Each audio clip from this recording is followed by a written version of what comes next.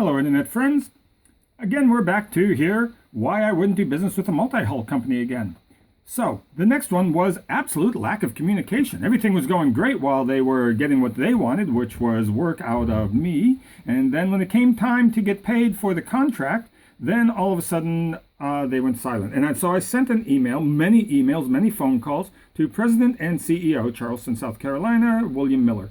And I never got any response back of any kind. Now, this is important because it shows to me that they already knew that something was wrong and they were attempting to just not communicate to get out of hoping that, maybe this guy will just go away. Obviously, we're not going away. And so the reason is like, let's say I was a charter captain for 30 years.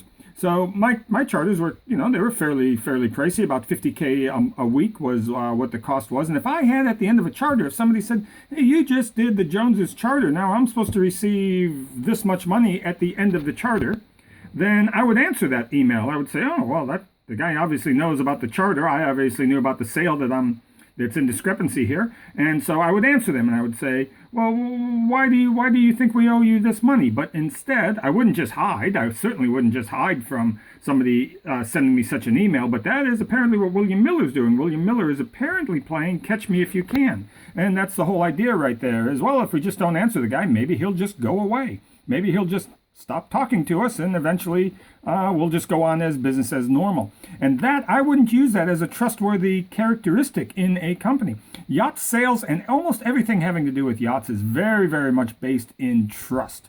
It's amazing. It's more than probably any other business that I've ever seen is based strictly in trust.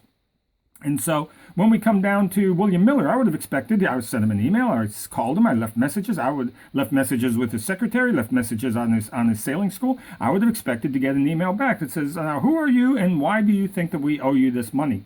And then if he would have said, well, okay, I've looked at what you said and I don't agree with it. Well, that's something totally different. But just hiding from the email just makes the whole adjudication process more difficult and more costly. And I think that, to my idea, that's probably what they're trying to do is maybe this guy, if we just keep ignoring him, maybe he'll go away. So if that was you, if you had done business with these guys, let's say that you sold a boat with them and now you're waiting for payment or whatever the situation happens to be, and now you're trying to get a hold of them and they just stop responding, that makes it all that much more difficult for the consumer and the customer to deal with the company. And so for that, I wouldn't do business with them again.